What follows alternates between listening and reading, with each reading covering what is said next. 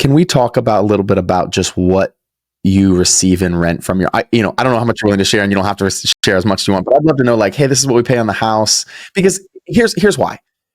You guys thought about, there's kind of different types of people in this space. I want to kind of rewind to something you said at the beginning of this episode. You said, we were in this studio apartment or whatever, that first apartment you were saying, and you said we wanted to reduce our expenses as much as possible. And a lot of people don't think about it that way, honestly, is what I've learned. They think about, how do I make more? And that's fine, right? But I think it was Benjamin Franklin who first said, like, a dollar saved is a dollar earned.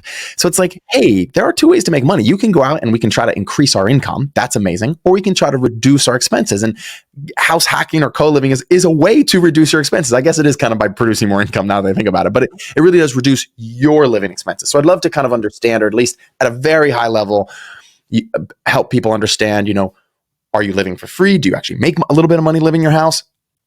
Anything you want to share with that or don't want to share with that is totally fine, but just maybe give people kind of an idea of how that works. Yeah, when we were first looking, our whole goal was to live for cheaper. So our calculator has what you put in your current rent, what's the difference? Are you saving money or not? So our whole goal was to pay less rent than we were currently paying.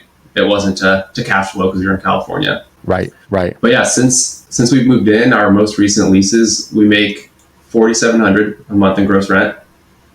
Mortgage is like $2,800. Landscaper and cleaners like $550. All the other expenses, it works out to being like $4,200 total in expenses, and we bring in $4,700. So we live for free and save a little bit for CapEx and vacancy, kind of deal.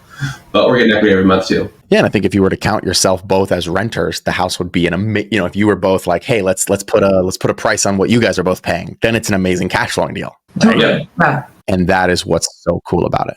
Do you think when you move from this house, you'll keep it and continue to co-live it like this? Yeah. Yeah, at least for a couple of years. I love it.